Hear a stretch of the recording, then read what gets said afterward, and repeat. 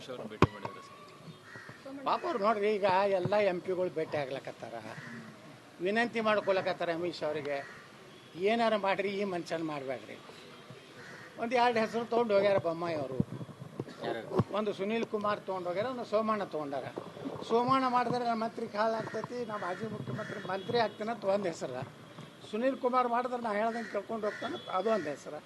ಎರಡ್ರಾಗ ಯಾವುದು ಕ್ಲಿಕ್ ಆಗ್ತೈತೆ ಹೋಗ್ಯಾರ. ಆದರೆ ಮ್ಯಾಗಿನವರು ಗುರ್ತೈತಿ ಯಾರನ್ನ ಮಾಡಬೇಕು ಮಾಡಬಾರ್ದು. ಎಲ್ಲರೂ ಹೋಗಿ ಒಂದೊಂದು ಹೆಸರು ಕೊಟ್ಟಾರ. ಅವರೆಲ್ಲರಿಗೂ ಒಂದೇ ಉತ್ತರ ಕೊಟ್ಟಾರ, ನಮ್ಗೆ ಏನು ಮಾಡ್ಬೇಕು ಕರ್ನಾಟಕ ಗೊತ್ತಿದೆ, ನಾವು ಮಾಡ್ತೀವಿ. ನಿಮ್ಮದು ಮನಸ್ಥಿತಿ ಇತ್ತಲ್ಲ ಸರ್, ನಿಮ್ಮ ಮನಸ್ಸು ಎಲ್ಲಾರ್ದು 100% ಸರ್ ಉಚ್ಚಾಟನೆ ಆಗುವಂಥ ಒಂದಿಟ್ಟು ಅವು ಯಾವುದೋ ಅಲ್ಲ, ಯಾವುದೋ ಒಂದು ಮೊನ್ನೆ ಒಂದು ಸಂಬಂಧ ಇಲ್ಲಾರ್ದನ್ನ ಏನು ಅಭ್ಯರ್ಥಿ ಘೋಷಣೆ ಮಾಡ್ಯಾರ. ಅದು ಸೋಮಶೇಖರ್ಗೆ ಅನುಕೂಲ ಆಗಲಿ ಅಂತ ಈಗ ಘೋಷಣೆ ಮಾಡಬೇಕು. ಹಾಂ, ಈಗ ಅಡ್ಜಸ್ಟ್ಮೆಂಟ್ ಚಾಲೂನೇ.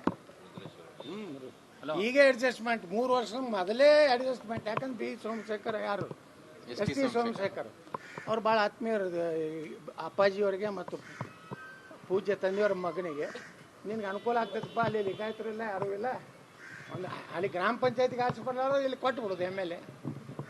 ಎಸ್ ಟಿ ಸೋಮಶೇಖರ್ ಆಚೆ ಬರ್ತಾರೆ. ಇದು ಫಸ್ಟ್ ಏನು ಶ್ರಾವಣ ತಿಂಗಳಲ್ಲಿ ನಮ್ಮ ಪೂಜ್ಯ ತಂದೆಯವರು ಅದನ್ನು ಘೋಷಣೆ ಮಾಡಿದ್ರು. ಸಹಜ ಐತ್ರಿ, ಅಲ್ಲಿ ಒಬ್ಬ ಸ್ಟ್ರಾಂಗ್ ಕ್ಯಾಂಡಿಡೇಟ್ ಅದಾರ, ಯಾರೋ ಜವರಾಯಗೌಡ್ರೆ ಏನೋ ಅದಾರ. ಮತ್ತು ಇದು ಏನಿದು, ಒಂದು ಕಡೆ ಕೇಂದ್ರದ ನಮ್ಮ ಪಾರ್ಟಿ ಹೇಳ್ತದೆ, ನಮ್ಮ ಪಾರ್ಟಿ ಅಂದ್ರೆ ನಾವು ನಿಕಟಪೂರ್ವ ನಮ್ಮ ಪಾರ್ಟಿ ಹೇಳ್ತದೆ. ಈಗ ಏನಂದ್ರೆ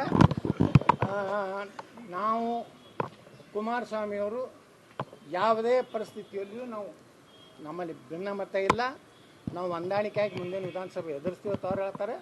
ಇಲ್ಲಿ ಯಡಿಯೂರಪ್ಪನವರು ಯಾವುದೇ ಅಧಿಕಾರ ಇಲ್ಲ, ರಾಜ್ಯಾಧ್ಯಕ್ಷ ಅಲ್ಲ, ಏನು ಯಾವುದೂ ಇಲ್ಲ. ಇವತ್ತು ಘೋಷಣೆ ಮಾಡ್ತಾರೆ.